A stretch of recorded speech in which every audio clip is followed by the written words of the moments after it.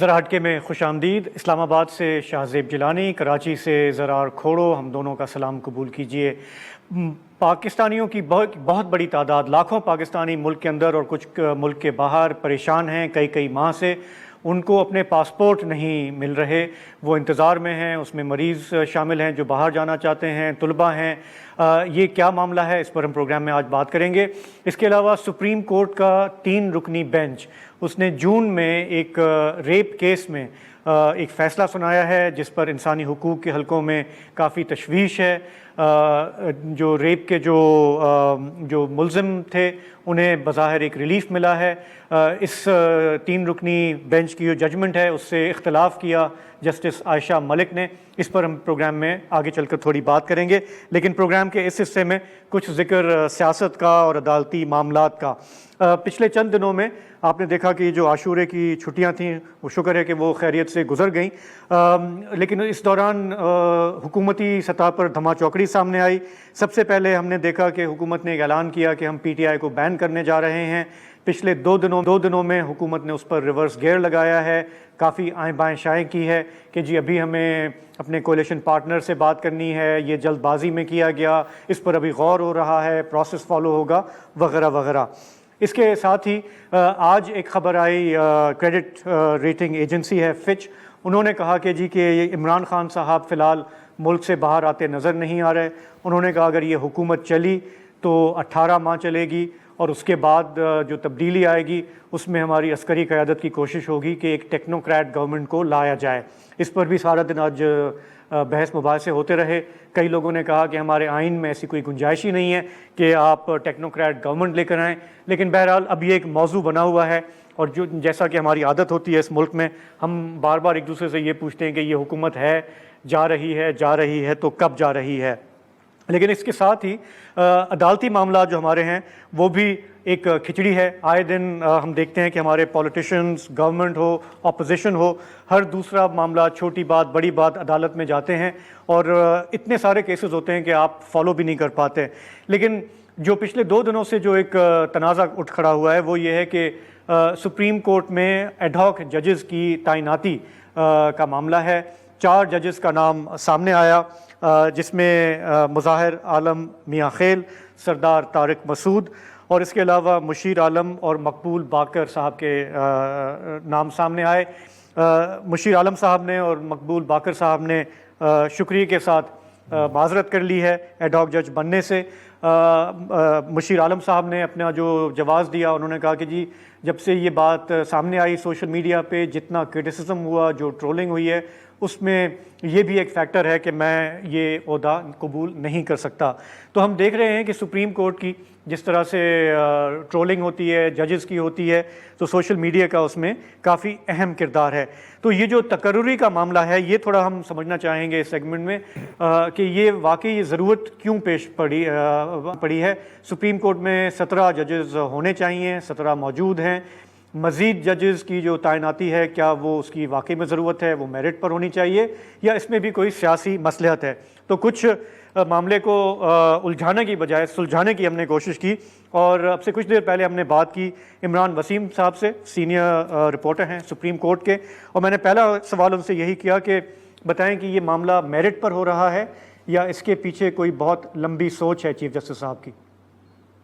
دیکھیں، جو سوال ہے نا آپ کی طرف سے کہ کیا یہ میرٹ کے اوپر ایڈ ہاک جج لگانے کا فیصلہ کیا گیا یا کوئی سیاسی مصلحت ہے، یہ سیاسی مصلحت تو اس وقت سمجھ آتی اگر ہم ٹو دا پوائنٹ جو ہے وہ سوال کے جواب کے اوپر آ جائیں، جب قاضی فیصل صاحب کے پاس میجورٹی ہوتی۔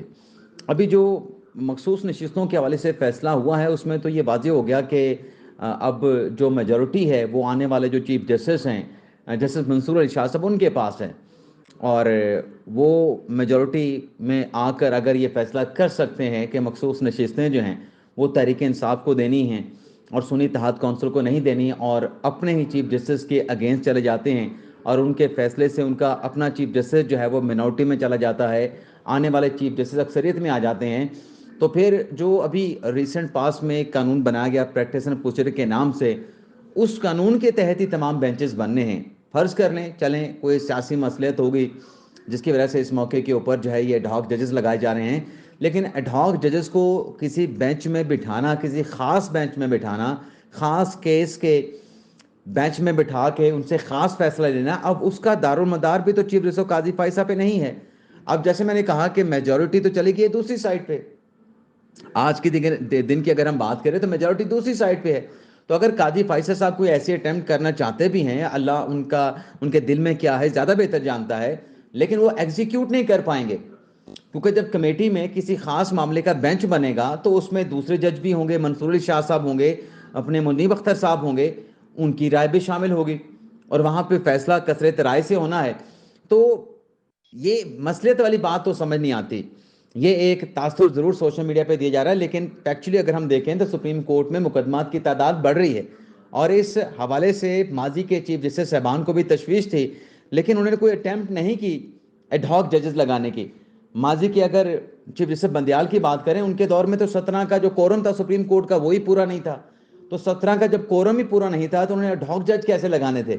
ایڈ ہاک جج تو تب لگتے ہیں جب آپ کا 17 کا کورم پورا ہو، پھر آپ ایڈ ہاک جج لگاتے ہیں.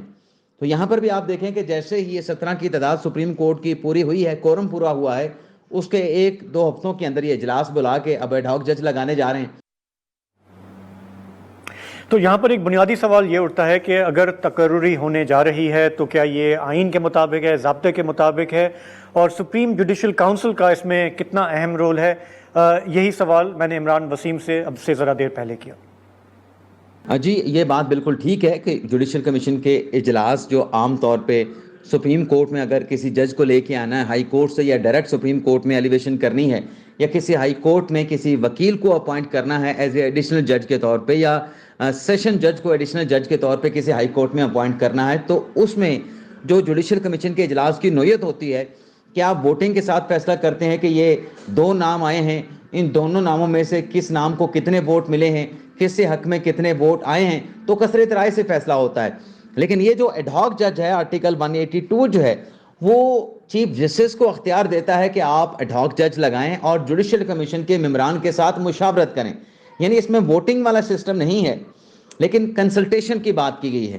لیکن ہم یہ ضرور توقع لگائیں گے کہ جب یہ کل جوڈیشل کمیشن کا اجلاس ہوگا تو آرٹیکل 182 کے ہوتے ہوئے بھی قاضی فائصل صاحب جو ہیں جو بھی فیصلہ کرے گا وہ قاضی فائصل کے اکیلے کا فیصلہ نہیں ہوگا، پوری جوڈیشل کمیشن کا فیصلہ ہوگا، اور کثرت رائے کے ساتھ جو ہے ایڈ ہاک جج لگانے کا فیصلہ سامنے آئے گا. جی تو عمران، ہم امید تو کر سکتے ہیں کہ ایسا ہی ہوگا، لیکن ایک انٹرسٹنگ چیز ہے کہ مخصوص نشستوں کے فیصلے میں قاضی فائز عیسیٰ، چیف جسٹس قاضی فائز عیسیٰ صاحب مائنورٹی میں تھے. تو اگر یہ ایڈ ہاک ججز اپوائنٹ ہو جاتے ہیں تو پھر جو فل کورٹ کی کمپوزیشن ہے اس پر کیا فرق پڑے گا، کیا اثر پڑے گا؟ جو فل کورٹ کے حوالے سے آپ نے جو سوال کیا نا، دیکھیں فل کورٹ بنائی جائے کسی بھی کیس کے لیے، چاہے وہ یہ جو ابھی حکومت نے پابندی کی بات کی ہے کہ ہم تحریک انصاف پہ پابندی لگانے جا رہے ہیں اور اس حوالے سے ہم ریفرنس سپریم کورٹ میں بھیجیں گے، تو فل کورٹ کا جو فیصلہ ہونا ہے وہ بھی کمیٹی میں ہونا ہے. اب اس قانون کے بعد، پریکٹس اینڈ پروسیجر قانون کے بعد، جو بھی کیس کا بینچ بننا ہے، چاہے وہ کوئی فوجداری کیس ہے، چاہے وہ دیوانی کیس ہے، چاہے وہ آرٹیکل 185(3) یعنی اپیل آئی ہے ہائی کورٹ سے وہ آپ نے سنی ہے، چاہے آرٹیکل 184(3) کا کیس ہے، چاہے آرٹیکل 186 کا کوئی صدارتی ریفرنس ہے، تمام کاز میں، تمام کیسز میں، ایوری میٹرز میں یہ جو بینچ بنے گا یہ کمیٹی کے تھرو بنے گا. تو فل کورٹ اگر کوئی ایسی چیز آتی ہے، کوئی خاص مقدمہ پابندی والا بھی آ جاتا ہے، تو اس میں کمیٹی فیصلہ کرے گی کہ فل کورٹ کتنے رکنی ہوگی. یا جو سپریم کورٹ کا قانونی جو کورم ہے 17 رکنی ہوگا، یا اس میں ایڈ ہاک جج بھی شامل کیے جائیں گے، وہ کمیٹی میں فیصلہ ہوگا. اور یہ جو ابھی سپریم کورٹ نے فیصلہ دیا ہے مخصوص نشستوں کے حوالے سے، اس میں تو بینچ وہی رہے گا. نظر ثانی میں بینچ وہی رہتا ہے جس نے فیصلہ دیا ہو.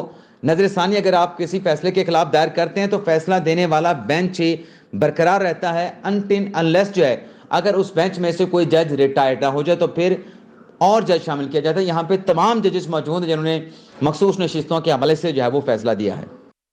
بہت شکریہ وسیم صاحب. تو شاہزیب، اس سے مجھے تو یہ سمجھ آ رہی ہے کہ پریکٹس اینڈ پروسیجر لا نے ایک طرح سے ہاتھ باندھ دیے ہیں آپ کے. کہ اگر آپ چاہیں بھی تو آپ اپنی رائے مسلط نہیں کر سکتے کورٹ کے اوپر، جو اب جو بینچ فارمیشن اور جو سلیکشن کا جو معاملہ ہے. اچھا، اب ایک انٹرسٹنگ سوال یہاں پر آتا ہے کہ یہ جو مخصوص نشستوں کی کا جو فیصلہ آیا ہے، اس پر عمل درآمد ہوگی یا نہیں. کیونکہ اب آپ کو یاد ہے کہ جب خیبر پختونخوا اور پنجاب کی اسمبلیاں بریک ہوئی تھی تو، اور الیکشنز کی جب بات آئی تھی تو یہ ہوئی تھی نا کہ 90 دن کے اندر الیکشنز ہونی چاہیے. تو سپریم کورٹ نے تو فیصلہ دے دیا تھا، حکومت اور ریاست نے اس پر عمل درآمد کرنے سے تقریباً انکار کر دیا تھا. اب ان دنوں میں چلیں آپ ایک آرگیومنٹ کر سکتے تھے کہ جی ان دنوں میں بیچ فکسنگ ہوتی تھی اور آپ اپنے ہم خیالوں کو بٹھا دیتے تھے، اور اکثر بدقسمتی سے یہ بھی بحث ہوتی تھی میڈیا پر کہ آپ بینچ کی فارمیشن یا بینچ کے ممبران کو ہی دیکھ کے آپ تعین کر سکتے ہیں کہ فیصلہ کس طرح آنے والا ہے. لیکن اس دفعہ تو فل کورٹ نے یہ فیصلہ دیا ہے، تو کیا واقعی ہی حکومت عمل درآمد کرنے سے انکار کرے گی؟ آپ کو کیا لگ رہا ہے شاہ زیب؟ دیکھیں، آج الیکشن کمیشن میں اجلاس ہوا اور جو زیادہ لمبا نہیں چلا. انیشل جو ہے انہوں نے ایک سینس لینے کی کوشش کی، لیکن کوئی فیصلہ نہیں ہوا. ظاہر ہے کہ کچھ لوگ الیکشن کمیشن میں خوش نہیں ہوں گے، کیونکہ جس طرح سے الیکشن ہوئے اس کے بعد سے جو کنٹروورسیز چلی ہیں ان کے لیے مشکل ہوگا. لیکن ایک بہت چیز واضح ہے، جیسے آپ نے خود بھی کہا کہ یہ فل کورٹ کا فیصلہ ہے، یہ سپریم کورٹ کا فیصلہ ہے. اس کے بعد ظاہر ہے کہ ایک سٹیپ اور ہے جس میں الیکشن کمیشن جو ہے وہ جا سکتا ہے اس کو مزید کھینچنے کے لیے. اس معاملے کو ریویو ہے، اپیل ہے، اس میں وہ جا سکتے ہیں. لیکن میرے حساب سے آپشنز بہت کم ہو گئے ہیں اور الیکشن کمیشن کو پر دباؤ ہے سپریم کورٹ کا. اور سپریم کورٹ کا یہ جو 8 اکثریتی فیصلہ تھا 8 ممبرز کا، دے ول آلسو میک شور کہ ان کا فیصلہ امپلیمنٹ ہو. انہوں نے کافی صحیح طریقے سے بتایا ہوا ہے کہ آپ کو کہیں پہ بھی کنفیوژن ہوتی ہے آپ واپس آ سکتے ہیں ہم سے پوچھنے کے لیے، and we will guide you. وہ چاہتے ہیں کہ وہ امپلیمنٹ ہو. لیکن گورنمنٹ کی اور ہمارے جو ریاست ہے، ظاہر ہے کہ وہ اپنے آپشنز پہ غور کریں گے کہ کسی طرح سے پی ٹی آئی کی اکثریت نہ ہونے پائے پارلیمنٹ میں اس فیصلے کی وجہ سے. اچھا، اب تک جتنے ہم نے آپشنز دیکھے ہیں تو کبھی کبھی ایسے لگتا ہے کہ یار آئیڈیاز کا بڑا فقدان ہے، کیونکہ اس کو ڈیلے کرنے کے لیے یہی چال چلی گئی کہ جی ہم ان کو بین کر دیں گے، کیونکہ 14 ماہ بعد یاد آیا ہے کہ جی 9 مئی کو کچھ ہوا تھا. تو I don't know, it seems as if they are out of ideas. لیکن پھر جب یہ بات آتی ہے نا عمل درآمد کرانے کی، تو مجھے وہ جوزف اسٹالن صاحب کے ایک جملہ یاد آتا ہے، اور اس سے کسی مشیر نے کہا تھا کہ جی یہ جو آپ کرنے جا رہے ہیں نا اس سے پوپ بڑا ناراض ہوگا. تو اس نے مڑ کے دیکھا اس کی طرف، اس نے کہا کہ اچھا تو بتاؤ پوپ کے پاس کتنی فوجیں ہیں. تو الٹیمیٹلی وہی ہوتا ہے نا کہ جس کے ہاتھ میں طاقت ہوتی ہے وہی امپلیمنٹ کرانا ہوتا ہے، اس کو ہی ان چیزوں کو امپلیمنٹ کرانا ہوتا ہے. اور اگر وہ انکار کر دے امپلیمنٹ کرنے سے تو پھر اور کچھ نہیں تو ایک نیا کرائسس تو ہمارے سامنے آ سکتا ہے. ایک وقفہ لیتے ہیں. اور ہم نے بار بار یہ دیکھا ہے کہ ان کے آپشنز بھی اب کم ہوتے جا رہے ہیں، اور وہ بھی اپنے آپ کو آہستہ آہستہ جو ہے ایک بند گلی کی طرف لے کے جا رہے ہیں. اور تبھی پھر ہم یہ دیکھ رہے ہیں کہ جو باہر والے جو اینالسٹ ہیں، اب یہ فچ رپورٹ کی جو رپورٹ آئی ہے، ہمارے ملک میں یہ چمگوئیاں ویسے ہی چلتی رہتی ہیں، لیکن اب چونکہ ایک بیرونی انٹرنیشنل کریڈٹ ریٹنگ ایجنسی نے یہ کہا ہے تو سب کے کان زیادہ کھڑے ہو گئے ہیں کہ شاید ان کو کچھ زیادہ پتہ ہے ہماری نسبت کے اس ملک میں کیا ہو رہا ہے، ان کی اپنی ایک انٹیلیجنس ہوتی ہے.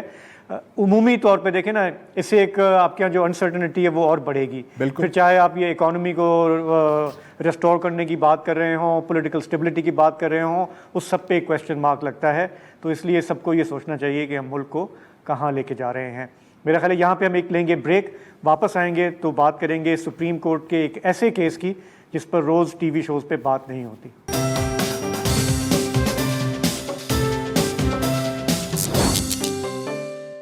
Welcome back. اچھا، اکثر جب ہم عدالتی فیصلوں کی باتیں کرتے ہیں تو ہم وہ بڑے فیصلوں کی باتیں کرتے ہیں جو 99% سیاسی فیصلے ہوتے ہیں، سیاسی کیسز ہوتے ہیں. اور بدقسمتی سے کچھ بہت اہم ایسے کیسز ہوتے ہیں اور فیصلے ہوتے ہیں جو ہماری نوٹس میں نہیں آتے اسی سے انہی ساری سیاسی چمگوئیوں کی وجہ سے. ایک ایسا کیس پچھلے ماہ سپریم کورٹ کے سامنے آیا. ہوا کیا تھا کہ ایک خاتون نے اپنے بھائی کے دوست پر الزام لگایا ریپ کا. ट्रायल कोर्ट और हाई कोर्ट दोनों ने इस खातून के हक में फ़ैसला दिया, लेकिन जब ये एक 3 रुकनी बेंच के सामने आया सुप्रीम कोर्ट में तो मामला वहाँ पलट गया जब जस्टिस मलिक शहजाद अहमद ख़ान और जस्टिस जमाल ख़ान मंडोखेल ने ये लिखा, अपने 2-1 का ये फ़ैसला था, और उन्होंने ये लिखा कि नहीं, इस ख़ातून को रेप नहीं किया गया था बल्कि इन दोनों के बीच में रजामंदी थी। अच्छा, इस बेंच में जस्टिस आयशा मलिक साहिबा भी शामिल थी और उन्होंने इस फैसले से इख्तिलाफ किया। अच्छा, अब ये केस क्या था, 2 जज साहिबान ने क्यों ये फ़ैसला किया कि ये रेप का केस नहीं था? इस पर बात करने के लिए हमें ज्वाइन कर रही है बैरिस्टर रिदा हुसैन। तो रिदा, सुप्रीम कोर्ट में जाके क्या हुआ फिर?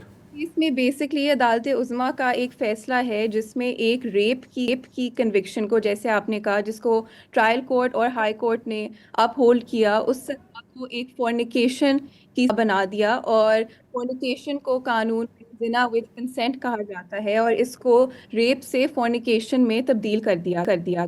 मुख्तार माई का केस एक पुराना केस है जिसमें उस वक्त हमारे जो इंसानी हुकूक के जो लॉयर्स थे उन्होंने कहा कि जिस तरह इस केस को ट्रीट किया गया है उसमें अक्सर औकात ये नज़र आता है कि जो सर्वाइवर है उसी पर इल्ज़ाम घूम फिर के लगता है। इस केस में भी आप देखें कि जो अक्सरियती फ़ैसला है उसमें जब उन्होंने उसको रेप से हटा के ज़िना के कॉन्टेक्स्ट में लेकर आए तो विक्टिम भी जो है वो भी उसमें इम्प्लिकेट हो जाता है। मतलब ख़वातीन जो है वो उनको सोचना पड़ता है कि अगर मेरे साथ रेप हुआ है, मैंने अपना जो इन्वेस्टिगेशन है वो कराया है, डीएनए टेस्ट उसको साबित कर रहा है, तो उसके बाद भी कोई बात नहीं है कि निज़ाम इंसाफ में किसी मरहले पर उन्हें ही जो है इसका मौरूद इल्ज़ाम ठहराया जाए। जी अच्छा रिदा, अब आपने कहा कि इसको रेप के केस से इसको जिना के केस में तब्दील कर दिया गया, और इसकी वजह ये दी है जज साहिबान ने कि अगर ये वाकई ही रेप का केस होता तो खातून ने रेजिस्ट किया होता, और अगर रेजिस्ट किया होता तो कहीं ना कहीं उसके जिस्म पर या अटैकर, एलिजेड अटैकर के जिस्म पर कहीं ना कहीं कोई ज़ख़म होता। अब आपने बाकी केसेस भी देखे हैं, आपने इसके ऊपर रिसर्च भी किया, हम सब ने भी किया, क्या वाकई ऐसे ही होता है कि हर केस में रेजिस्ट विक्टिम करता है? नहीं, ऐसे बिल्कुल भी नहीं होता। जो जस्टिस आयशा मलिक का इख्तिलाफी नोट है, उन्होंने इस बात का ही वाज़े तौर पे आइडेंटिफाई किया है कि विक्टिम्स के डिफरेंट रिस्पॉन्सेज होते हैं, और मैं ये कहना चाहूँगी कि अदालत की जिम्मेदारी ये है कि वो एविडेंस को एग्जामिन करे। अदालत ये नहीं कह सकती किसी रेप विक्टिम को कि आपको ऐसे करना चाहिए था या आपने ऐसे क्यों नहीं किया। जो अक्सरियती फैसला है, एसेंशियली ये एक प्रेसिडेंट सेट कर दिया है कि अगर कोई मर्द है या कोई भी जो अक्यूज है, अगर उनके पास हथियार नहीं है और वो किसी खातून या किसी भी विक्टिम का रेप करें और वो आगे से लड़े मत, या अगर उसके जिस्म पे कोई मुज़ामत का निशान या कोई तशद्दुद का निशान ना हो, तो वो रेप तस्वर नहीं किया जाएगा। और ये एक इतनी ख़तरनाक सोच है, और इस ख़तरनाक सोच को आपने एक अदालती फैसले में डाल दिया है। और ऐसी बेतहाशा स्टडीज़ हैं और बेतहाशा रिपोर्ट्स हैं जिसमें रेप विक्टिम से बात की गई है, और उन्होंने आगे से ये कहा कि कुछ केसेस में उन्हें झटका लगा, उन्हें समझ नहीं आई कि उनके साथ हुआ क्या, उन्होंने ज़हनी तौर पे सोचा कि वो लड़ेंगे, मगर उनके जिस्म ने उनका साथ नहीं दिया। तो ये ना सिर्फ एक नामुनासिब सोच है, मगर ये एक गलत सोच है, क्योंकि मुख्तलिफ केसेस होते हैं। कुछ केसेस में ऐसा हो कि विक्टिम जो है वो आगे से लड़े और उसकी जो जिस्म है उसमें वो तशद्दुद के निशान हो, और कुछ ऐसे केसेस हैं जिसमें वो नहीं होंगे। तो ये कहना कि हर उस केस में जहां हथियार ना हो, उस केस में इस तरह के निशान होना ज़रूरी है, ये एक बहुत ख़तरनाक फैसला है। और एक और जो चीज़ इस फैसले में लिखी है वो ये है कि जो खातून है उसने 2 दिन बाद FIR फाइल की, और इसलिए उसने एक एग्जैजरेटेड स्टोरी अदालत के सामने पेश की, और उसने बढ़ा चढ़ा के ये स्टोरी पेश की। और ये भी मेरी नज़र में एक गलत प्रेसिडेंट है, और ये जो हमारी अदालतों का प्रेसिडेंट है उसके खिलाफ है, जहाँ पे लिखा है कि डिले को हम इन केसेस में जहाँ पे जिनसी तशद्दुद के मामले हैं, रेप के मामले हैं, डिले को इतना सीरियसली कंसिडर नहीं करेंगे, क्योंकि हिम्मत की ज़रूरत होती है इस तरह के केसेस लाने की। और अदालत ने ये लिखा है कि हम इसको कंसिडर नहीं करेंगे उस तरह से, और हम सीधा मेरिट पे जाएंगे। हम सबको याद होगा जब मुख्तार माई का जो केस है, اس کیس میں عدالت نے اسی طرح کی بات کی کہ مختارہ مئی تو ایک طلاق یافتہ عورت ہے اور اس کی وہ طلاق یافتہ عورت نے کیوں 8 دن ویٹ کیا ایف آئی آر کرنے کے لیے، اور اگر کوئی ان میرڈ عورت ہوتی ہمارے سامنے تو ہم کنسیڈر کرتے ہیں، مگر ایک طلاق یافتہ عورت کیوں 8 دن بعد ایف آئی آر فائل کرے گی۔ اور اگر آپ مختارہ مئی کی کتاب پڑھیں اس میں اس نے لکھا ہے کہ جب ان کے ساتھ یہ حادثہ ہوا اس کے بعد انہیں ایسا لگا کہ وہ خودکشی کر لیں اور ایسے معاشرے کا سامنا نہ کریں، اور ایسے معاشرے کے سامنے کرنے سے بہتر ہے کہ وہ مر ہی جائیں۔ تو یہ ایک مینٹالٹی ہوتی ہے وکٹم کی کسی بھی جنسی تشدد یا ریپ کے کیس کے بعد، اور یہ میں صرف مینٹالٹی کی بات نہیں کر رہی، یہ ہمارے عدالتوں نے اکنالج کیا ہوا ہے کہ ایک وکٹم کی اس طرح کی فیلنگ ہوتی ہے ایسے انسیڈنٹ کے بعد، اس لیے ڈیلے کو وہ ایک لینینٹ طریقے سے ٹریٹ کریں گے۔ اور اس کیس میں تو ڈیلے بھی صرف 2 دن کا تھا جی۔ تو یہ مختارہ مئی کا کیس 2011 میں تھا، اور آج تک افسوس سے کہنا پڑتا ہے کہ ہماری عدالتوں کی ایسی ہی سوچ ہے اور ہمیں کوئی پروگریس نہیں نظر آتا۔ اور اس کا سلوشن جی صحیح بولے، اس کا سلوشن میں کہوں گی یہی ہے کہ آپ خواتین کو نظام میں لائیں۔ ہمارے ملک میں جو پارلیمنٹ میں مرد قانون بناتے ہیں، ججز اس کی تشریح کرتے ہیں جو مرد ہوتے ہیں۔ آپ ریسنٹ رپورٹ دیکھیں جو جاری کی گئی ہے، اس میں جو سپیریئر کورٹس ہیں، ہائی کورٹ، سپریم کورٹ، ان میں 126 ججز ہیں، ان میں صرف 7 خواتین ججز ہیں۔ آپ جب خواتین کی آواز شامل نہیں کریں گے تو خواتین کو نہ ہی اس نظام میں بھروسہ ہوگا، انہیں کیسے لگے گا کہ اس نظام سے انہیں انصاف ملے گا اگر ان کی اس نظام میں آواز بھی نہیں شامل کی جا رہی۔ اچھا ردا، اب انہوں نے 2 دن کے بعد ایف آئی آر داخل کی۔ اکثر ہم دیکھتے ہیں کہ ریپ کیسز رپورٹ ہی نہیں ہوتے، جو رپورٹ ہوتے ہیں پھر اتنے آپ کو کورٹ کے چکر لگانے پڑتے ہیں، آپ کو کراس ایگزامن کیا جاتا ہے ڈیفنس کے لائرز سے، اور پھر کبھی کبھی ججز سے بھی بہت ایک عجیب ایٹیٹیوڈ ہمیں دیکھنا پڑتا ہے۔ کورٹ روم کا ماحول جیسے ہوتا ہے آپ اچھی طرح سے جانتے ہیں، تو بہت وکٹمز بیچ میں ہی کیسز کو چھوڑ دیتی ہیں، بہت کم ہوتی ہیں جو اینڈ تک لے جاتی ہیں، اور اینڈ میں بھی کنوکشن ریٹ جو ہے وہ بھی آپ کے سامنے ہے۔ تو اب یہ عدالت عظمیٰ کا ایک پریسیڈنٹ ہمارے سامنے آ گیا ہے جو کلیئرلی ریپسٹ کو فیور کرتا ہے، جس میں لیٹسٹ ریسرچ کو نظر انداز کیا ہوا ہے، جس میں عدالتوں کے اپنے فیصلوں کو اور پریسیڈنٹس کو اگنور کیا گیا ہے۔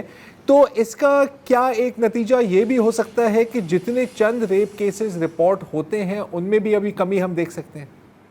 بالکل، اور یہ ایسا ہوگا۔ آپ کیا پیغام دے رہے ہیں ریپ وکٹمس کو کہ اگر آپ عدالت کے سامنے آئیں گے تو عدالت یہ آپ سے پوچھے گی کہ اگر آپ کے ساتھ اصل میں ریپ ہوا تو آپ نے آگے سے لڑی کیوں نہیں؟ اگر آپ کے ساتھ اصل میں ریپ ہوا تو آپ کے جسم پہ کوئی تشدد کے نشان، کوئی ریزسٹنس مارکس کیوں نہیں ہے؟ اگر آپ کو یہ پیغام عدالت سے ملے گا آپ اس عدالت کے پاس جانا چاہیں گے؟ مجھے تو نہیں لگتا کہ کوئی بھی اس عدالت کے سامنے جانا پڑے گا جہاں وہ وکٹم سے سوال پوچھیں گے اور وکٹم کا ٹرائل کریں گے، یعنی کہ جو اکیوز ہے وہ اکیوز کا ٹرائل ہو۔ تو بالکل یہ ایک فیصلہ جو ہے یہ کافی سیٹ بیک ہے تمام ریپ وکٹمس کے لیے، اور اس کیس کا میں سمجھتی ہوں ریویو ہونا چاہیے اور نظر ثانی کی درخواست دینی چاہیے، ریاست کو دینی چاہیے۔ پروسیکیوٹر جنرل پنجاب کی طرف سے پیش ہوئے تھے اس کیس میں، انہوں نے وکٹم کی پوزیشن کو سپورٹ کیا، اس کیس کو پروسیکیوٹ کیا، اور اب ریاست پہ یہ ذمہ داری ہے کہ ریاست اس کیس کا ریویو فائل کرے، اس کیس کی بالکل نظر ثانی ریاست ہوئے۔ پر میری ذمہ نظر داری میں ہے۔ بہت شکریہ ردیا، سوری فار دا ڈیفیکلٹیز، ایک وقفہ لیں۔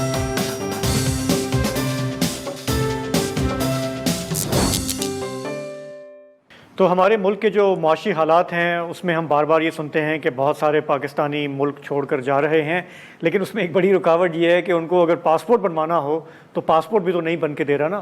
اس وقت ہمارے پاس ملک میں لاکھوں لوگ ایسے ہیں جنہوں نے پاسپورٹ کی اپلیکیشنز دی ہوئی ہیں، انہوں نے کسی نے ارجنٹ دی ہوئی ہے، کسی نے نارمل دی ہوئی ہے، لیکن کئی ماہ سے ان کو پاسپورٹ نہیں مل پا رہا۔ اب ہم میں آپ میں جو لوگ سفارش جن کی ہوتی ہے اوپر تک پہنچ جائے، فون کھڑکا لیتے ہیں تو ان کو تو شاید پھر بھی مل جائے گا، لیکن عام عوام جو ہے اس وقت بہت پریشان ہے۔ جو رپورٹڈ سرکاری اعداد و شمار میں نے دیکھے ہیں چند ماہ پہلے تک، اس میں کوئی 8 لاکھ لوگ ایسے ہیں جن کے پاسپورٹ جو ہیں وہ التوا کا شکار ہیں۔ روزانہ کے حساب سے اگر آپ دیکھیں تو کوئی 20 سے 25 ہزار پاسپورٹ بن رہے ہیں، لیکن جو اپلیکیشن ریسیو ہو رہی ہیں وہ 40 سے 45 ہزار ہے۔ تو آپ دیکھ سکتے ہیں کہ روزانہ کی بیسس پہ بیک لاگ کتنا بڑھتا جا رہا ہے۔ اب جو لوگ پریشان ہیں ان میں مریض ہیں جو بیرون ملک جانا چاہتے ہیں علاج کے لیے، اسٹوڈنٹس ہیں بہت سارے جن کے ایڈمیشنز ہوئے ہیں وہ نہیں جا پا رہے، کہ کئی لوگوں کے پاس باہر کام کرنے کی ملازمت بھی ہوگی لیکن وہ یہاں پر اٹکے ہوئے ہیں. تو یہ جو لمبی لمبی قطاریں نظر آتی ہیں ہمارے بڑے شہروں میں امیگریشن اور یہ پاسپورٹ آفیسز کے باہر، اس کے پیچھے معاملہ ہے کیا؟ بتانے کے لیے ہمیں ڈان رپورٹر ہیں ہمارے اسلام آباد کے عبداللہ محمد جوائن کر رہے ہیں. عبداللہ، یہ بتائیے گا، آپ نے اس پہ رپورٹنگ کی ہے، میں دیکھ رہا تھا کہ یہ کہہ رہے تھے کہ جی ہمارے پاس مشینیں نہیں ہیں، لیمینیشن نہیں ہے وغیرہ وغیرہ، لیکن چند ماہ پہلے گورنمنٹ نے انٹرنیشنل ٹینڈرز کیے تھے یہ مشینیں لانے کے لیے. تو آپ کیا سن رہے ہیں ان سے، ایشو ہے کیا؟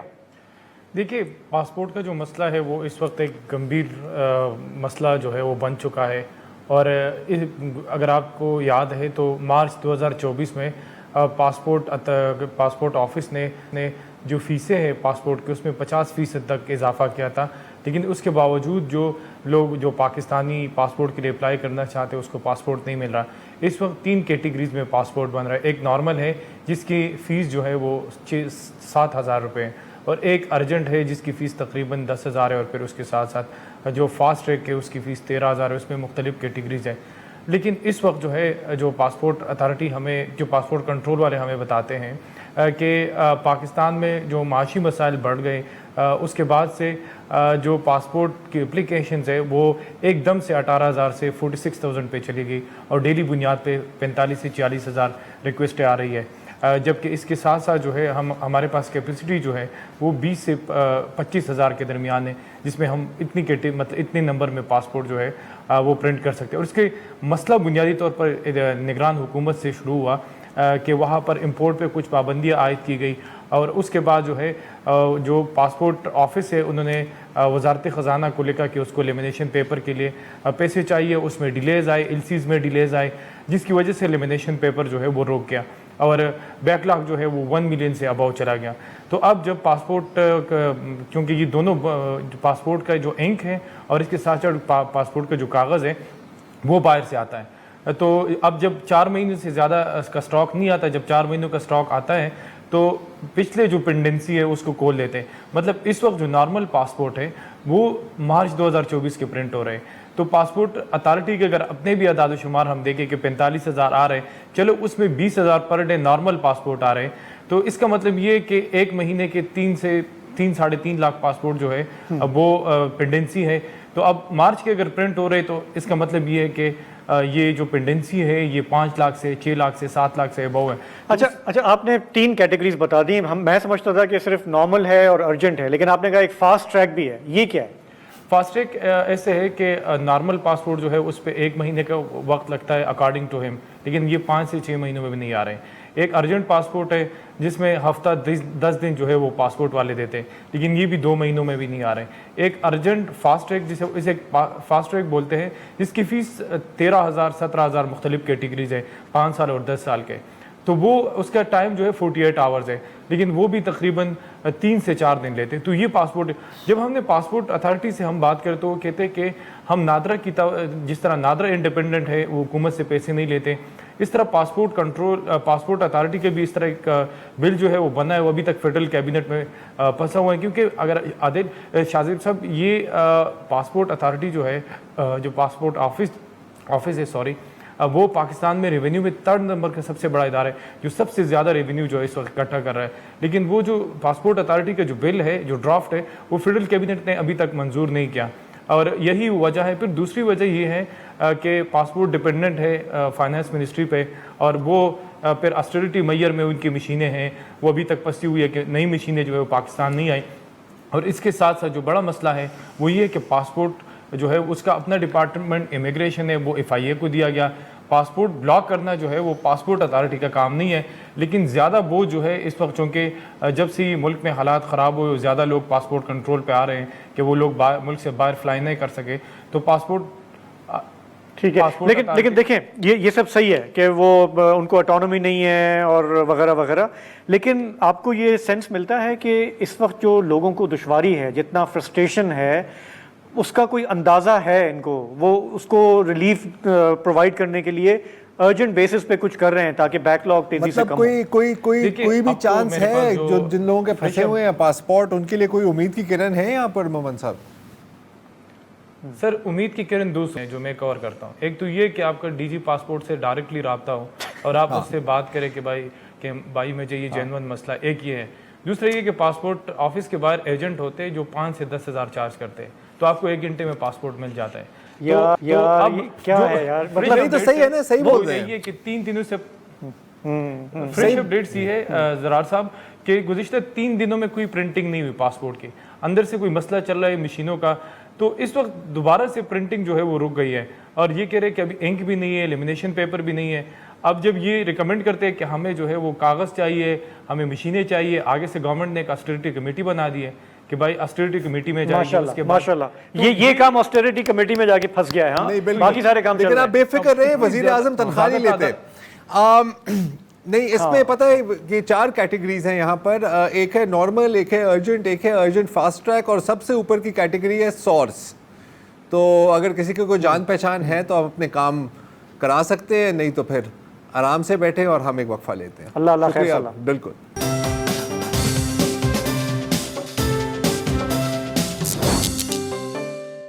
Welcome back. اور اب بات کرتے ہیں کچھ غزہ کی, جہاں پر اسرائیل نے پچھلے ہفتے میں 5 مقامات پر حملے کیے ہیں, میسیکرز کیے ہیں. لیٹسٹ جو حملہ ہے وہ اقوام متحدہ کے ابو اریبان اسکول پر ہوا, نصیرت ریفیوجی کیمپ میں, جہاں پر کئی درجن لوگ شہید ہوئے, زیادہ تر خواتین اور بچے. اس سے پہلے خان یونس کے العودہ اسکول میں, جہاں پر لوگ خیموں میں رہ رہے تھے, وہاں پر حملہ ہوا. اس سے 2 دن قبل چرچ کی, کیتھولک چرچ کی ہولی فیملی اسکول پر, مطلب کہ 4 اسکولز پر حملے کیے گئے ہیں اب تک. اور ہفتے کے روز, پچھلے ہفتے اسرائیل نے المواسی کے علاقے میں, جس کو ایک سیف زون کہا جاتا ہے, ہم سب کو اس کو پتہ ہے, وہاں پر بمباری کی, جہاں پر 90 سے زائد لوگ شہید ہوئے ہیں. نہ صرف یہ, اور یہ جو آپ دیکھ رہے ہیں نا, یہ جو ایک مشروم کلاؤڈز ہے, تو بہت لوگ سوچ رہے تھے کہ کس قسم کا اسلحہ استعمال کیا گیا ہے. تو بعد میں پتہ لگا کہ یہ وہی 500 پاؤنڈ سے 2000 پاؤنڈ کے بامز ہیں جو جوزف بائیڈن کی حکومت نے اسرائیل کو پہنچائے ہیں. اور لیکن سونے پہ سہاگا, ابھی حال میں ہی جوزف بائیڈن کا اس حملے کے 1 دن 2 دن بعد کا ایک انٹرویو تھا, جس میں انہوں نے یہ دعویٰ کیا تھا کہ جی میرے سے زیادہ کسی نے فلسطینیوں کی مدد نہیں کی, میری بات نہ مانے خود سن لیں. By the way, I'm the guy that did more for the Palestinian community than anybody. I'm the guy that opened up all the assets.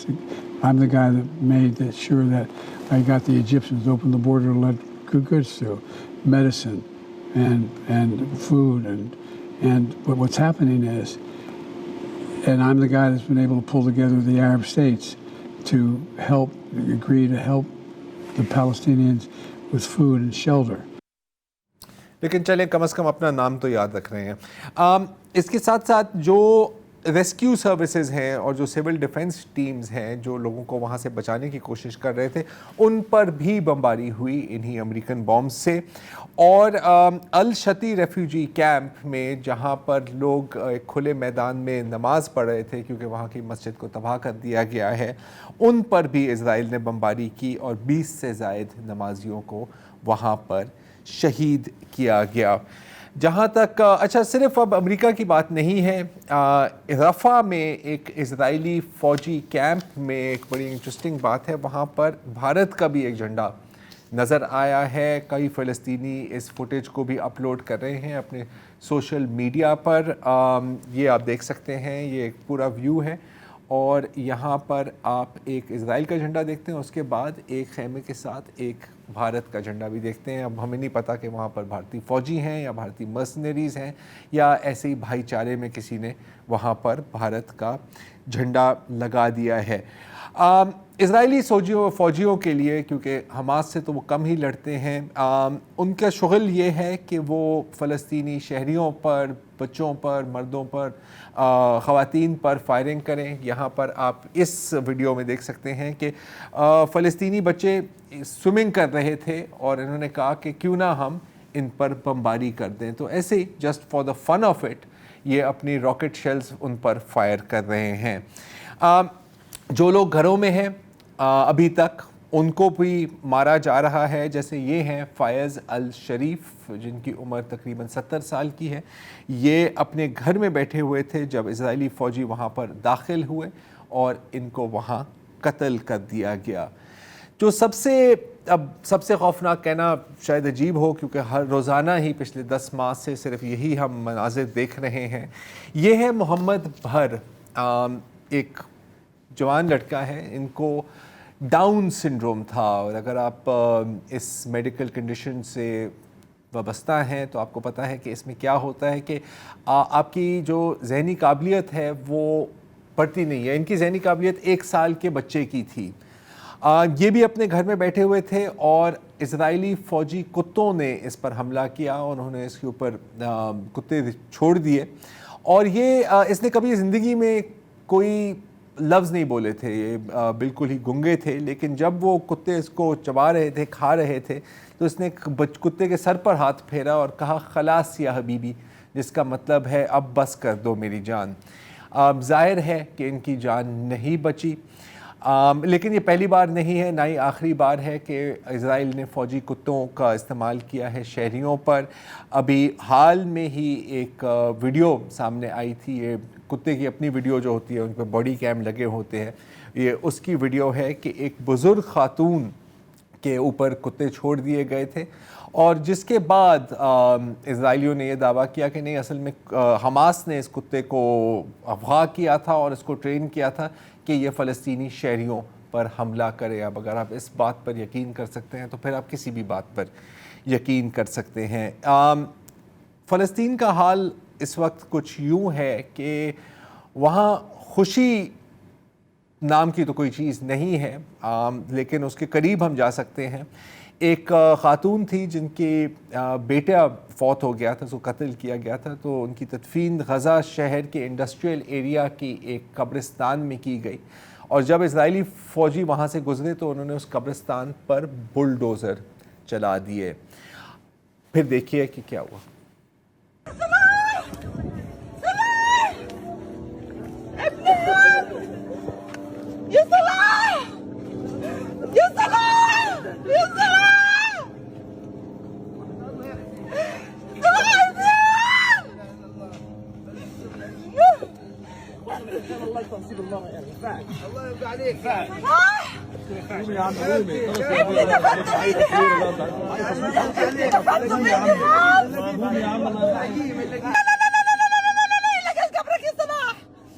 لقد قبرك يا حبيبي يما, يا راحي يما, يا رز قلبي يما, حبيبي حبيبي يما, يا روحي يما.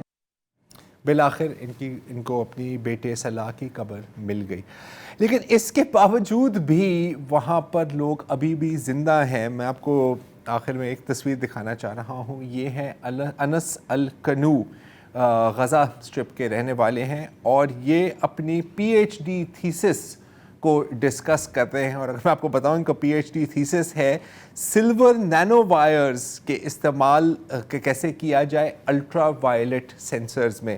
آپ کو یہ بھی یاد دلاؤں کہ فلسطین کی جو غزہ کی جو لٹریسی ریٹ ہے وہ تقریباً 100% تھی. اس خطے میں جتنی یونیورسٹیز ہیں وہ میرا خیال ہے کہ شاید پورے کراچی یا شاید پورے صوبہ سندھ میں آپ کو نہیں ملیں گی. جدید تعلیم وہاں پر لوگ حاصل کرتے تھے, اور اب ظاہر ہے جیسے ہم سب کو پتہ ہے وہاں کی تمام یونیورسٹیز تباہ ہو گئی ہیں, ان کے تمام سکول تباہ ہو گئے ہیں, لیکن ابھی بھی ان کی امید کو ختم نہیں کیا گیا, اور ابھی تک یہ انسسٹنٹ ہیں کہ یہ اپنی زندگی جئیں گے اور آگے بڑھیں گے.